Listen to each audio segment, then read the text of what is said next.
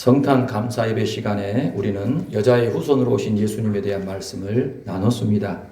예수님께서 세상에 오신 이유는 우리를 죄와 마귀의 권세에서 해방하시기 위함입니다. 마귀의 관계에 속아서 그와 죄의 종이 된 우리가 그 권세와 지배에서 벗어날 수 있는 길은 없습니다. 자력으로 우리는 죄와 마귀의 권세에서 절대 벗어날 수 없습니다. 오직 예수님께서 우리를 위해 대신 이루신 일을 믿음으로만 죄와 마귀의 권세에서 벗어나 하나님의 나라와 영생에 참여할 수 있습니다. 여섯 번째 나팔이 울리고 막간의 상황이 연출되었죠. 하나님과 예수님의 권세를 위임받은 힘센 천사가 내려와서 요한에게 작은 펼쳐진 두루마리를 건네주었습니다. 그것을 먹은 요한은 많은 백성과 나라와 방언과 임금에게 다시 예언해야만 했습니다. 여러분 11장에서 요한의 예언 사역은 성전 측량 사역으로 묘사되었습니다. 성전과 제단과 경배하는 자들에 참여할 자들, 그리고 이방인에게 42달 동안 짓밟힐 성전 바깥마당에 참여할 자들로 구분하는 것이 바로 요한과 교회에게 주어진 사명입니다. 교회는 두 증인으로 스가랴 4장에 두 감람나무와 두 촛대로 굵은 베옷을 입고 엘리야와 모세와 같은 능력을 힘입어 1260일을 예언할 것이다. 그렇게 말씀했습니다. 이 교회 두 증인의 증언이 다 마치게 되면 적그리스도에 의해 극심한 박해를 받게 될 것입니다. 백성과 족속과 방언과 나라 중에 많은 사람이 바로 두 증인의 죽임당한 그 시체를 보고서 조롱하고 즐거워할 것이다 라고 했습니다. 왜 그러느냐라고 하면 두 증인, 교회가 전했던 그 메시지가 그들을 괴롭혔기 때문이라는 것입니다. 그런데 이것은 예수님께서 십자가에서 매달려 죽으실 때 모욕을 당하신 것과 똑같습니다. 예수님이 3일 만에 다시 살아나셔서 하늘로 올려가신 것처럼 두 증인도 3일 반 만에 다시 살아나 하늘로 올라갈 것이다. 그렇게 본문이 전하고 있어요. 그리고 이제 두 증인, 이 교회의 증언이 다 끝나게 돼버리면 적그리스도에 의한 대환란이 시작이 될 것이고, 그리고 마침내 일곱째 나팔이 불리게 될 것이다. 성경이 그와 같이 증거하고 있습니다. 우리 함께 11장으로 한번 가보시겠어요? 11장 15절부터 19절까지 같이 한번 읽어볼까요? 11장 15절부터 읽겠습니다. 일곱째 천사가 나팔을 불매 하늘에 큰 음성들이 나서 이르되 세상 나라가 우리 주와 그의 그리스도의 나라가 되어 그가 세세토록 왕노릇 하시리로다 하니 하나님 앞에서 자기 보좌에 앉아있던 24장로가 엎드려 얼굴을 땅에 대고 하나님께 경배하여 이르되 감사하옵나니 옛적에도 계셨고 지금도 계신 주 하나님 곧 전능하신 이여 친히 큰 권능을 잡으시고 왕노릇 하시도다.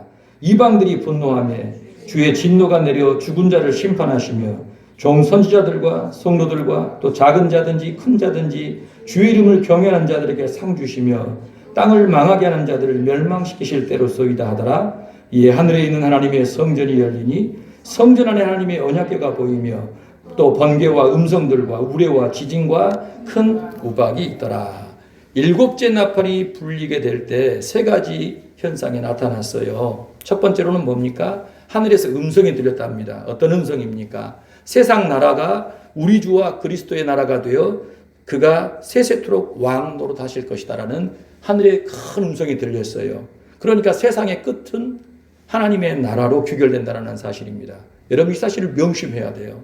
이 세상에 종말이 오면 하나님의 나라가 본격적으로 시작된다는 것입니다. 하나님이 다스리시는 세상이 임하게 될 것입니다. 두 번째로는요, 24장로가 그들의 보좌에 앉아 있다가 내려앉습니다. 엎드려서 땅에 얼굴을 대고 하나님께 경배하며 찬양을 하는 겁니다. 일곱째 나팔이 부니까 그렇게 찬양을 해요. 그 찬양의 내용인즉슨 무엇입니까? 하나님이 왕이 되셔서 통치하실 것에 대한 인정을 합니다.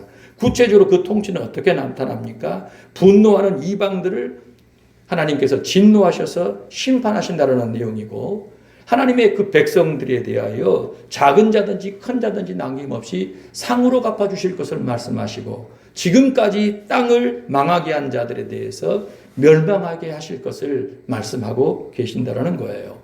그리고 이 세 번째로 등장하는 사건은 무엇입니까? 하늘의 성전이 열립니다. 그러더니 언약궤가 보여요. 그리고 나서 번개와 음성들과 우레와 지진과 큰 우박이 나타났다라고 합니다. 신천지들이 이 말씀 가지고 장난질을 하는데 굉장히 잘못된 겁니다. 이 세 번째 나타난 이 현상은 무엇이냐라고 하면은요, 예수님께서 십자가에 못 박혀 죽으셨을 때 헤롯 성전에 있는 지성소의 휘장이 찢어져 버렸어요. 위에서 아래로 찢어졌습니다. 예, 성전 안에는요, 지성소와 성소로 나뉘잖아요. 그래서 지성소는 사람이 찢을 수 없는 커튼이 쳐져 있어요. 1년에 딱 한 번 대제사장이 피를 가지고 들어가는 곳인데, 예수님이 죽으시자 그 휘장이 찢어진 것입니다.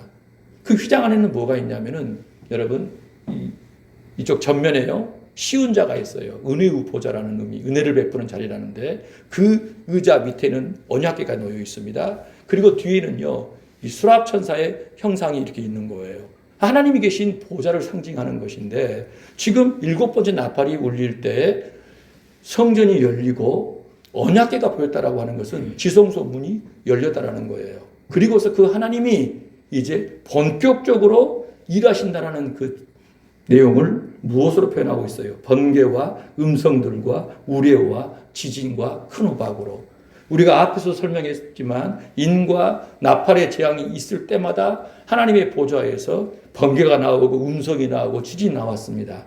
이제 이 마지막 7 대접의 심판이 임할 때 하나님께서 그와 같이 이제 일하신다라는 것을 그렇게 표현하고 있는 거예요.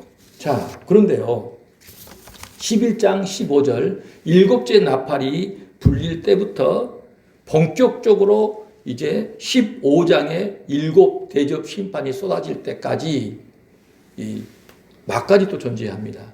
12장부터 13장, 14장이 존재하는 거예요. 그렇죠. 요한계시록을 살펴보세요.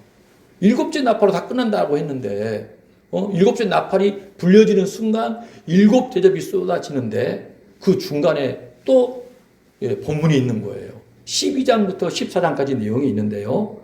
그 본문을 가만히 살펴봤더니 읽어보면 무슨 내용이냐면요, 이 세상에 존재하는 모든 죄악과 악에 대한 근본적인 문제를 다루고 있어요. 예. 12장부터 14장까지는 세상에 존재하는 죄와 악의 근원,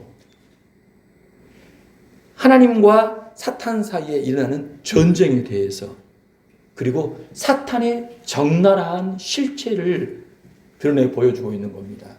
사탄이 어떻게 교회에게 역사하는가 하는 이 내용.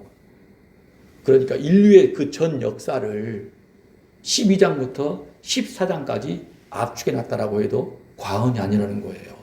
그리고서 이제 15장에 가면 7 대접 심판이 쏟아짐으로 이 세상에 대한 하나님의 심판이 이루어지는 것입니다. 자, 12장을 보시기 바랍니다. 오늘 읽었던 본문인데요. 12장은 크게 3개로 나눌 수가 있어요. 첫 번째는 6절까지의 내용인데요. 특별한 남자아이가 태어나는 이야기가 나옵니다. 그렇죠?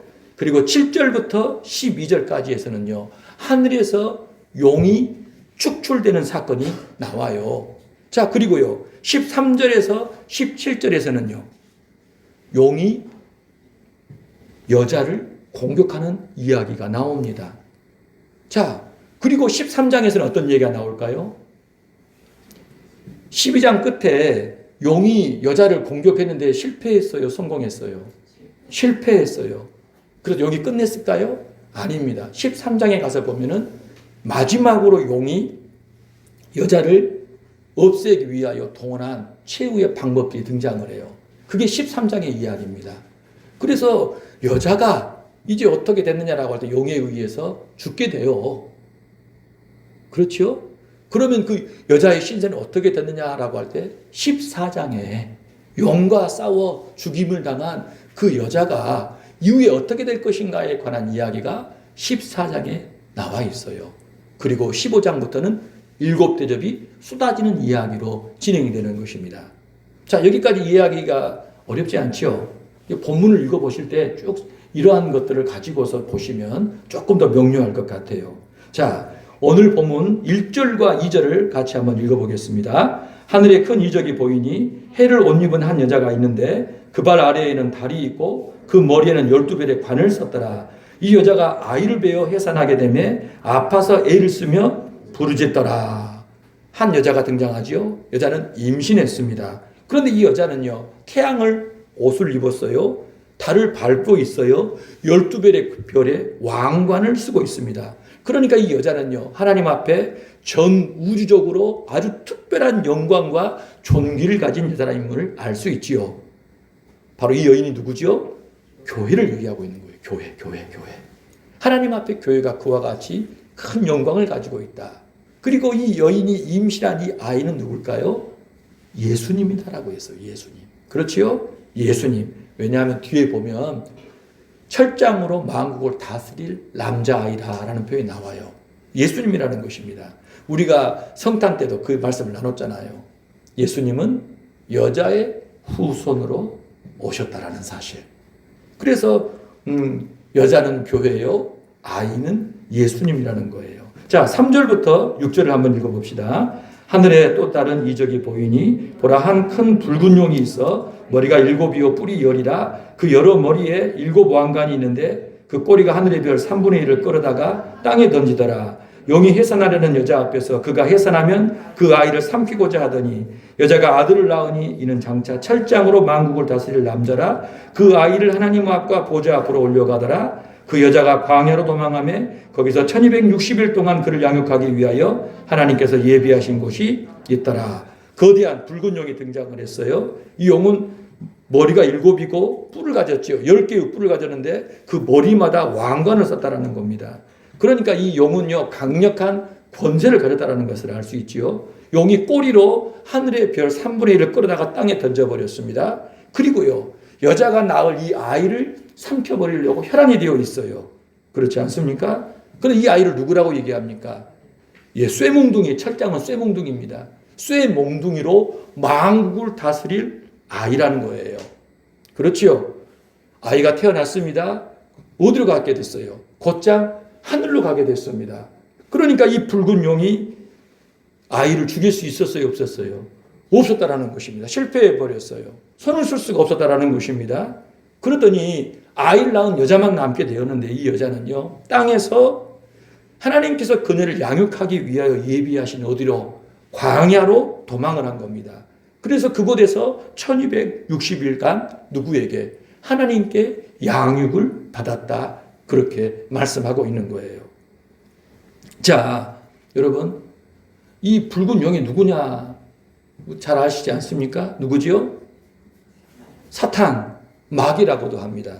자, 우리 요한복음 14장으로 한번 가볼까요? 성경 한번 찾아보세요. 요한복음 14장입니다. 30절과 31절. 신약성경 173쪽 요한복음 14장 30절과 31절입니다. 자, 같이 한번 읽어봅시다. 이후에는 내가 너희와 말을 많이 하지 아니하리니 이 세상에 임금이 오겠습니다. 그러나 그는 내게 관계할 것이 없으니 오직 내가 아버지를 사랑하는 것과 아버지께서 명하신 대로 행하는 것을 세상이 알게 하려 함이로라. 일어나라 여기를 떠나자 하시니라. 예수님이 제자들과 마지막 저녁 식사를 하고 계시는데요. 예수님께서 뭐라고 말씀하셔요? 누가 온다라고 얘기하십니까? 세상에 임금이 온다라는 거예요. 예수님이 십자가에 못 박혀 죽으시기 전까지 세상의 임금이 누구였다라는 것입니까? 사람들이 추종하는 그 왕이 누구였어요? 마귀였다라는 거예요. 마귀가 온다라는 것입니다. 그런데 예수님이 뭐라 그러세요? 마귀는 자기 일을 할 것인데 예수님은 그 마귀가 하는 일에 대해서 관심이 있어요, 없어요? 관심이 있지만 중요하지가 않아요. 예수님에게는 무엇이 더 중요한 겁니까? 아버지를 사랑하는 것과 아버지께서 명하신 대로 행하는 것이라는 거예요. 마귀는 분노 속에 증오 속에 예수님을 죽일 텐데 예수님께서는 죽이든 말든 알아서 해라. 나는 아버지를 사랑하고 아버지의 명령하신 그 명령대로 순종하겠다. 그것이 중요하다는 것을 붙잡고 걸어갈 길을 묵묵히 걸어가게 되신 것을 확인하게 되는 겁니다. 아멘. 그래서 마귀는 누구다? 예수님이 죽으시기 전까지 세상의 임금이었다라는 거예요. 자, 고린도후서 4장으로 가보겠습니다. 고린도후서 4장입니다. 신약성경 289쪽 고린도후서 4장 3절 4절 읽겠습니다. 289쪽 4장 3절 4절 읽습니다. 시작. 만일 우리의 복음이 가리었으면 망하는 자들에게 가리어진 것이라. 그 중에 이 세상의 신이 믿지 아니하는 자들의 마음을 혼미하게 하여 그리스도의 영광의 복음의 광채가 비치지 못하게 함이니 그리스도는 하나님의 형상이니라. 지금 바울은 부활하신 예수 그리스도 승천하시고 다스리시는 그 예수 그리스도를 믿고 그분의 복음을 전하고 있어요. 그 바울이 뭐라고 얘기합니까? 사람들이 안 믿는 이유는 왜 그런 거예요? 이 세상의 그 신에 미혹이 되어서 이 세상 신이 저들의 마음을 혼미하게 해가지고 예수 그리스도의 그 복음의 광채가 그들에게 비추지 못하게 역사하고 있기 때문에 사람들이 안 믿는 것이고 그렇게 망하는 것이다. 그렇게 얘기를 합니다. 그래서 이 세상의 실질적인 사람들을 믿지 않는 사람들을 다스리는 그 신이 누구라는 것입니까? 마귀라는 거예요. 마귀가 사람들을 다스리고 있는 거예요. 어떻게든지 예수 못 믿고 하나님의 말씀대로 행하지 못하게끔 마귀가 역사한다는 것입니다. 자, 요한일서 5장으로 가보겠어요. 쭉 뒤로 넘기시기 바랍니다. 요한일서 5장 19절입니다.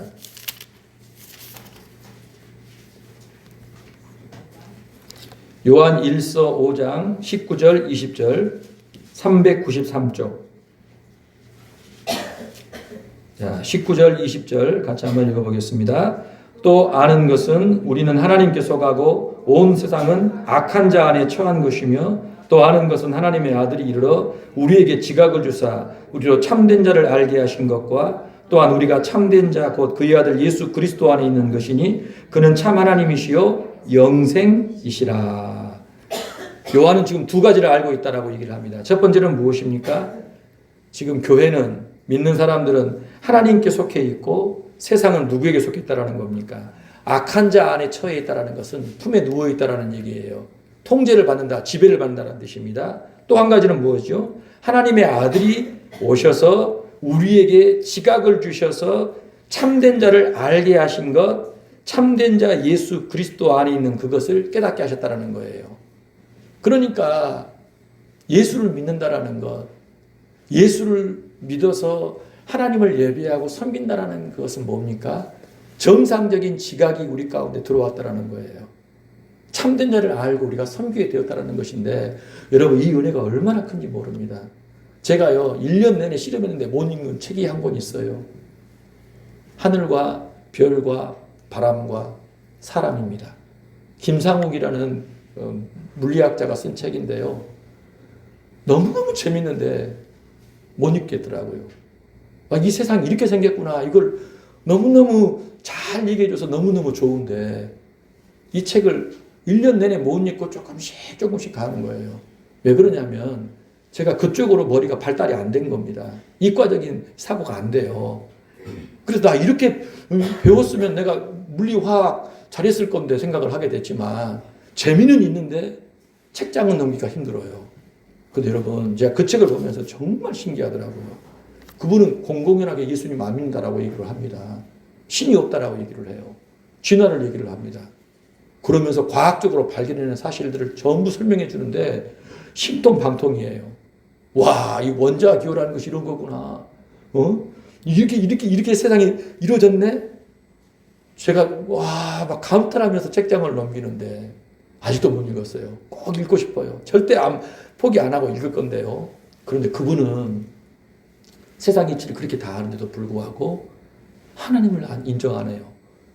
그분이 설명해 놓은 원자, 전자, 중성자 얘기를 들어보면 이거 삼위일체에 관한 이야기인데 이 성경에 나온 이야기인데 그럼에도 불구하고 신이 없다라고 얘기를 하는 걸 보면서 제가 드는 생각이 뭐냐면 진짜 믿음은 똑똑하다고, 지혜롭다고, 능력 있다고 하는 게 아니로구나.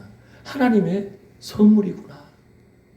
어마어마하게 공부를 한 이 대학자도 깨닫지 못하는, 인정하지 못하는 이 진리를 내가 깨달아 알고 누릴 수 있다는 것이 얼마나 이게 큰 은혜인가 하는 것을 깨닫게 되었습니다. 오늘 저와 여러분이 예수를 믿어서 하나님을 아버지라 부른다라는 것, 창조주 하나님을 나의 아버지로 모시고 산다라는 것, 이 세상이 하나님의 뜻 가운데 통치 아래 진행되고 있다는 사실을 믿는다는 것이 실로 엄청난 은혜입니다, 여러분. 실로 엄청난 은혜예요. 돈으로 살 수 없는 은혜입니다. 무엇으로도 여러분 얻을 수 없는 은혜를 저와 여러분이 하나님의 은혜로 얻은 줄 믿습니다. 여러분이 이 은혜를 견고히 붙잡으시기를 주의 이름으로 축복합니다. 오늘 본문으로 돌아와서요. 오늘 본문 7절부터 9절까지 요한계시록 12장 7절로 9절을 같이 한번 읽어보겠습니다. 하늘에 전쟁이 있으니 미가엘과 그의 사자들이 용과 더불어 싸울세. 용과 그의 사자들도 싸우나 이기지 못하며 다시 하늘에서 그들이 있을 곳을 얻지 못한지라. 큰 용이 내쫓기니 옛뱀 곧 마귀라고도 하고 사탄이라고도 하며 온 천하를 꿰는 자라. 그가 땅으로 내쫓기니 그의 사자들도 그와 함께 내쫓기니라. 하늘에 전쟁이 일어났습니다. 미가엘 천사장과 사자들이 용과 그의 사자들과 전쟁을 한 겁니다. 여러분, 전쟁의 결과 어떻게 되었습니까? 용과 그의 사자들이 하늘에서 땅으로 내쫓겼어요. 다시는 하늘에 있을 수 없게 되었습니다. 그러니까요, 마귀, 사탄, 용의 임금 권세가 이제는 빼앗기게 된 겁니다. 강탈당한 것입니다. 그렇지요? 그 용은 지금까지 한 일이 뭐였어요? 온 천하를 꿰는 일을 해왔다라고 얘기를 합니다. 아담과 하와를 꿰가지고 망하게 한 그들이 그 이후로도 계속 그 일을 벌려왔다라는 거예요. 자, 그런데 하늘에서 일어난 이 용과 미가엘 천사장의 전쟁이 언제 일어났냐? 왜 일어났느냐가 굉장히 중요한 문제가 될 수 있는데요. 여러분, 이 사실 꼭 기억하시길 바라요. 이 하늘의 전쟁은요, 예수님의 십자가, 죽음, 부활, 그 일로 말미암아 마귀가 가지고 있는 모든 권세를 다 빼앗겨 하늘에서 내쫓김 당했다라고 하는 것을 의미하는 거예요. 예수님께서 십자가에 죽으시고 부활하시자 하나님께서는요, 미가엘 천사장과 그의 사자들을 보내셔가지고 마귀와 그의 사자들을 하늘에서 추방시켜 버리신 겁니다. 아멘. 그래서 더는 하늘에 있을 수 없게 되어 땅에 내쫓기게 된 것입니다. 그러니까요, 하나님 아버지께서는 예수님의 죽으심과 그 부활 사건을 통하여 하나님과 사람에 대해서 이 마귀가 하는 그 입을 틀어 막아버리신 겁니다. 마귀가 누리고 있었던 그 자리를 뺏어버리시고 쫓아내버리셨다는 거예요. 하나님께서는 지금까지 그것을 기다리고 참고 계셨다가 아드님이 죽으시고 다시 살아나시자 마침내 그 일을 이루신 거예요. 그러면 지금 마귀는 지금 어디 있는 거예요? 지금 이 땅 가운데에서 자기의 때가 얼마 남지 않은 것을 알고 최후의 발악을 하고 있다는 거예요. 아멘. 그렇기 때문에 꼭 기억해야 할 한 가지가 있어요. 마귀는 하늘에서 쫓겨났지만 이 땅 가운데에서는 활동한 기간이 주어졌다는 거예요. 아멘. 언제까지입니까? 예수님이 재림하시기 직전까지 마귀가 활동할 수 있도록 하나님께서 허락하신 거예요. 자, 우리 10절부터 12절까지 한번 읽어보겠습니다. 그러므로 10절부터 한번 읽어보겠어요. 그러므로 하늘과 10절입니다. 시작. 내가 또 들으니 하늘에 큰 음성이 있어 이르되 이제 우리 하나님의 구원과 능력과 나라와 또 그의 그리스도의 권세가 나타났으니 우리 형제들을 참소하던 자 곧 우리 하나님 앞에서 밤낮 참소하던 자가 쫓겨났고 우리 형제들이 어린 양의 피와 자기들이 증언하는 말씀으로서 그를 이겼으니 그들은 죽기까지 자기들의 생명을 아끼지 아니하였도다. 그러므로 하늘과 그 가운데 거하는 자들은 즐거워하라. 그러나 땅과 바다는 화 있을진저 이는 마귀가 자기의 때가 얼마 남지 않은 줄을 알므로 크게 분내어 너희에게 내려갔음이라 하더라. 아멘. 마귀가 쫓겨나기 전까지 한 일이 뭡니까? 하나님 앞에 하나님 백성 참소하는 일을 한 겁니다. 하나님 백성들 유혹해가지고 죄짓게 합니다. 그래놓고 뭐라 그래 하나님 앞에. 하나님 죄 지었어요. 얼른 벌하세요. 왜 벌 안 하세요? 그 짓을 계속 벌였다라는 거예요. 쉬지 않고 그 일을 벌였다가 이제는 땅으로 내쫓겨 버렸는데 땅에 내쫓긴 마귀가 하는 짓이 뭘까요? 자기 정체 그리고 멸망할 그 여러분 운명을 숨기고 감추고 사람들을 속입니다. 사람들을 속여요. 그리고 약탈합니다. 그리고 그 사람들을 하여금 파멸로 몰고 가는 거예요. 자신에게 그 일어난 일들을 사람들이 모르게 하는 거예요. 자기가 누군지, 지금 어떤 신세인지, 앞으로 어떻게 될지 감쪽같이 사람들에게 숨깁니다. 감춰요. 그런 거 전혀 없고 세상이 평안한 것처럼, 세상이 영원할 것처럼, 마귀라는 존재가 그런 존재가 아니라는 것처럼 여러 가지로 미혹을 시키더니 사람들을 약탈합니다. 그렇게 하다가 파멸로 몰고 가는 것이 마귀가 하는 거예요. 자기 때가 얼마 남지 않은 것을 알고 그 일에 열을 올려서 진행한다는 겁니다. 그런데 이런 마귀의 역사 가운데서도요, 예수님의 사람들은 어떻게 반응합니까? 어린 양의 피와 자신이 증언하는 말씀과 생명을 아끼지 않는 순교로 마귀를 이겼다라고 얘기를 하는 거예요. 교회와 성도는요, 어린 양의 보혈, 그리고 자신이 가지고 있는 증언하는 말씀, 생명을 아끼지 않는 순교로 마귀의 강력한 그 역사들을 이겼다라고 증언하고 있는 것입니다. 여러분 이상하지 않아요? 어떻게 죽는데 이긴 거냐? 죽은 것이 어떻게 이기는 거냐 이거예요.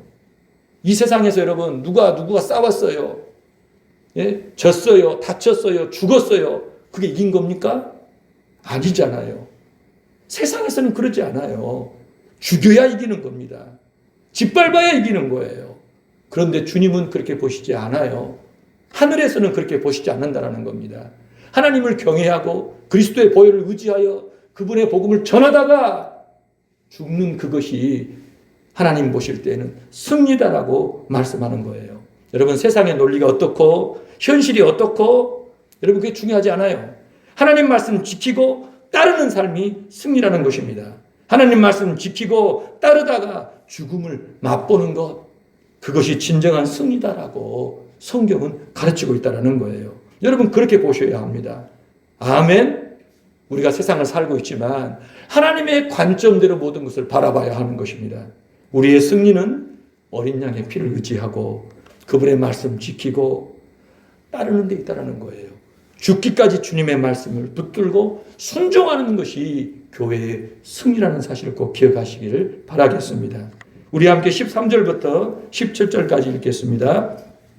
용이 자기가 땅으로 내쫓긴 것을 보고 남자를 낳은 여자를 박해하는지라 그 여자가 큰 독수리의 날개를 받아 광야 자기 곳으로 날아가 거기서 그 뱀의 낯을 피하여 한 때와 두 때와 반 때를 양육받으며 여자의 뒤에서 뱀이 그 입으로 물을 강같이 토하여 여자를 물에 떠내려가게 하려 하되 땅이 여자를 도와 그 입을 벌려 용의 입에서 토한 강물을 삼키니 용이 여자에게서 분노하여 돌아가서 그 여자의 남은 자손 곧 하나님의 계명을 지키며 예수의 증거를 가진 자들과 더불어 싸우려고 바다 모래 위에 서 있더라.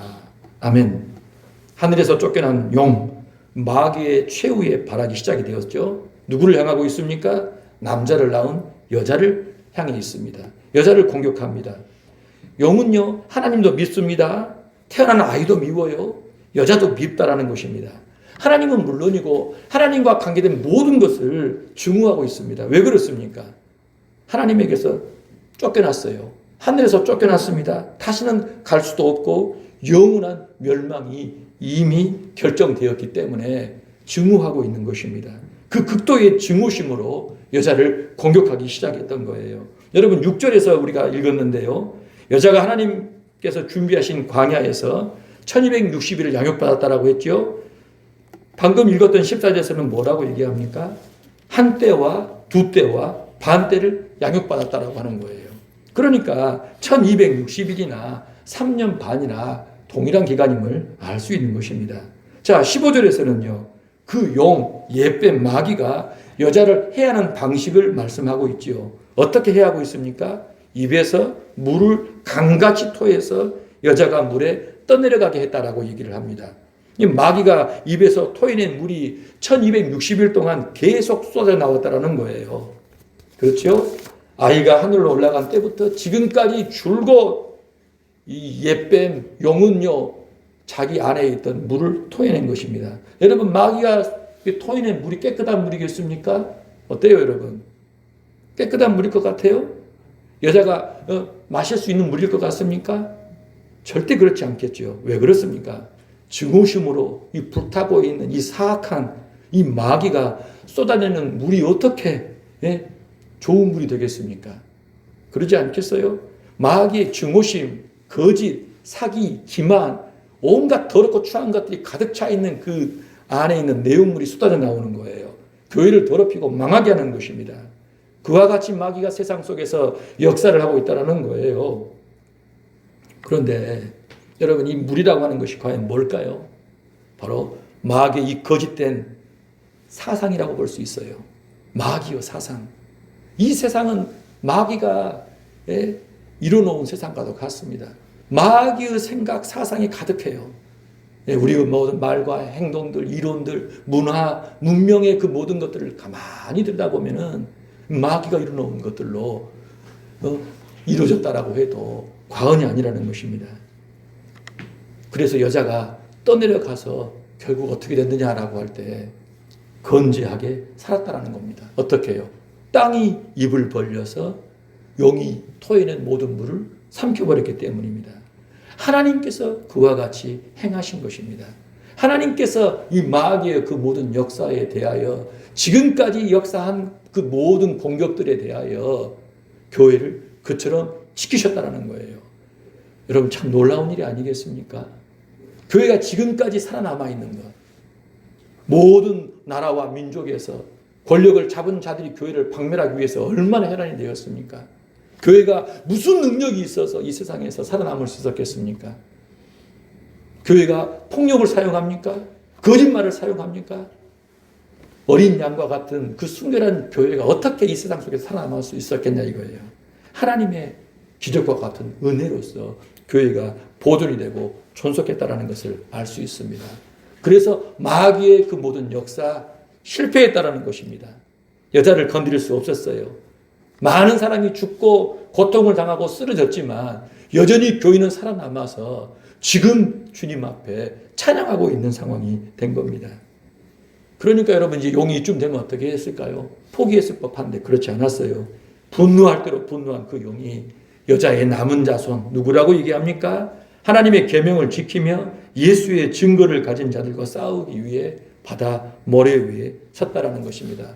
이제 마지막 정말 마지막의 마지막 발악을 하기 위하여 이제 준비를 하고 있다라는 거예요. 이제 뭔가 큰 일이 벌어질 것 같습니다. 네? 용 마귀가 직접 나설지 아니면 또 다른 뭔가를 내세울지 알 수가 없는데 이 마지막 싸움을 위하여 이제 마귀가 최후의 이 준비를 하고 있는 것을 알 수 있는 거예요.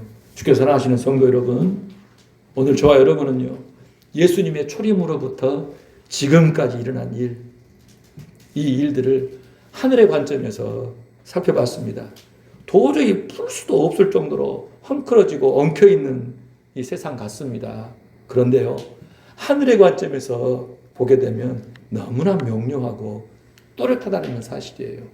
이 세상 도대체 뭐냐? 어디로 가고 있냐? 앞으로 어떻게 되겠냐?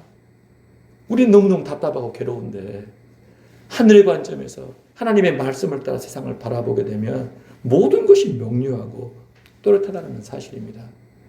이로써 저와 여러분이 어떠한 시각을 가져야 되느냐? 하늘에 제시하고 있는 그 시각, 관점을 가져야 한다는 사실을 다시 한번 깨닫게 되는 것입니다. 하늘의 관점에서 보면은요, 오늘 저와 여러분의 삶은 마귀가 하나님의 백성을 대적하는 그 최후의 발악 현장에 들어와 있다는 사실입니다. 저와 여러분은 지금 그 현장에 들어와 있어요. 마귀가 하나님과 그 백성을 대적하는 바로 그 현장에 저와 여러분이 들어와 서 있다는 것입니다. 이 마귀의 그 교묘한 게임이 어디서 어떻게 우리에게 들어와서 진행되고 있는지 우리는 모릅니다. 그렇지 않습니까? 어떻게 지금 뭐가 진행되고 있는지 우리는 알 수 없다는 거예요. 정말 감사하게도 하나님의 은혜로 우리가 보호받고 있다는 것입니다. 이리 넘어지고 저리 넘어지는 중에도 하나님의 은혜로 우리가 거룩하게 자라가고 있다는 것입니다. 우리는 정말 불순종한 것밖에 없는데 우리는 우리 욕심 따라 우리 하고 싶은 것을 해서 우리 길을 걸어갔는데 하나님께서는 놀랍게도 섭리 가운데 우리를 지키시고 돌봐주시며 자라게 하셔서 오늘 여기에까지 이르게 하셨다는 것입니다. 그렇게 저와 여러분의 모든 것이 하나님의 은혜인 줄 믿습니다. 교회는요, 여자의 남은 자손입니다. 주님은 그렇게 정의하셔요. 어린 양의 피와 예수의 증거를 가진 자들로서 죽기까지 하나님 말씀에 순종한 사람들로 구별되었다는 사실입니다. 성경은 저와 여러분을 그렇게 구분짓고 바라보고 계신다는 거예요. 어린 양의 피를 가진 자들, 예수의 증거를 가진 자들로 죽기까지 하나님의 말씀에 순종하는 자들이다. 여자의 남은 자손이다라고 저와 여러분을 바라보고 계신다는 겁니다. 올 한 해 동안 내가 과연 참 교회로 존재했는지를 살펴보시기를 원하고요. 이 마지막 시대 속에서 내가 어떻게 존재하는 것이 주의 뜻인지를 다시 한번 묵상해 보시기를 주의 이름으로 축복합니다. 우리를 향하신 하나님의 간곡한 뜻이 무엇인지를 깊이 묵상하고 그 부르심에 합당한 자태를 갖춘 그리스도인으로 나날이 깊어져가는